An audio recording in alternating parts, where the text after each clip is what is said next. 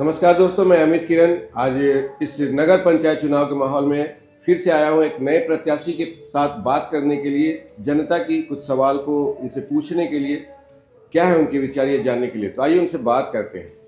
सबसे पहला सवाल हमारा ये रहेगा कि आपको इस बार चुनाव लड़ने का ख्याल कैसे आया? देखिए 2008 में जब नगर पंचायत नगर निगम का चुनाव जब हुई थी, उस समय से हम पार्षद थे 2008 से लेकर 2018 तक। और बीच में दूसरा कोई आ गया था। तो जो 5 साल का जो गैप हुआ उसमें यहाँ के जनता को महसूस हुआ कि हम लोग ने क्या खोया है। पहले का पार्षद और अभी का पार्षद में क्या डिफरेंस है। पहले हम लोग का किस तरह से काम हुआ था और अभी 5 साल के दरमियान क्या काम हुआ।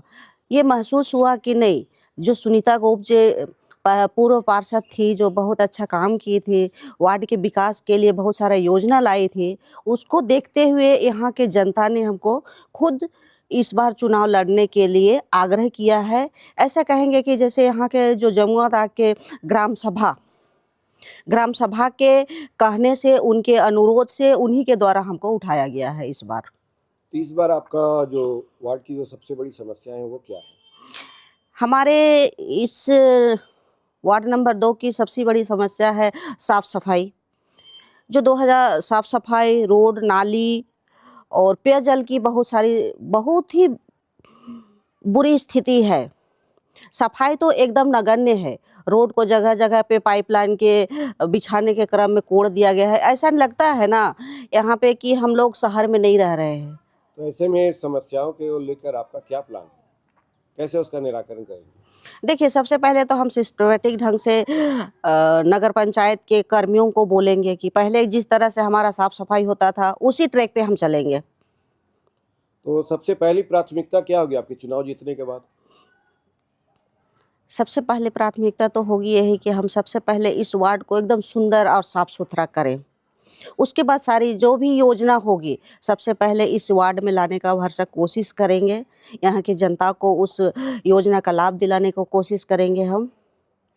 अभी देखा जा रहा है जो आपके सामने में जो लोहरा बस्ती है ना, जमुआ दाग बस्ती जिसको बोलते हैं, वहाँ की स्थिति बहुत ही ज़्यादा खराब है। अभी पिछले दिनों हम लोग वहाँ पे गए हुए थे, तो उसके बारे में आपका क्या विचार है? वहाँ पे कब तक वहाँ उनको समस्याओं का समाधान हो सकेगा? देखिए अमित जी, ये जो है हरिजन कॉलोनी जो स्लम बस्ती है हमारे 1994 में, उस समय कांग्रेस की सरकार थी, इंदिरा गांधी के समय में ये कॉलोनी को बसाया गया है। उस समय 32 आवास बना के आवंटन किया गया था। तो एक प्लॉट है यहाँ पर 1.5 एकड़ का ज़मीन है, उसी में लोग बसते गया।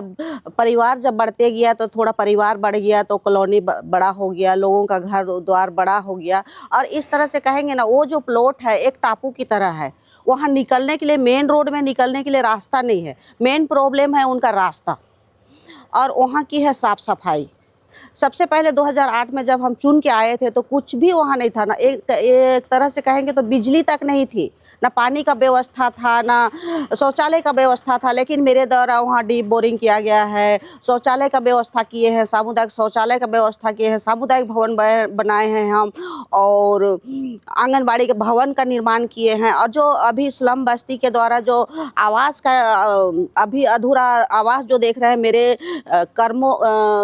मेरे कार्य के दौरान ही उन लोग का चयन हुआ था, जो अभी आधा अधूरा आप देख रहे हैं। साफ़ सफाई का काम हम लोगों ने बहुत अच्छा तरीक़े से किया है, लेकिन अभी बहुत ही बुरी स्थिति है। उसको हम पहले सुधारने का कोशिश करेंगे, उनका रास्ता का निराकरण करेंगे, उनको निकलने आने जाने का रास्ता का प्रबंध करेंगे, साफ़ सफाई का विशेष ध्यान देंगे।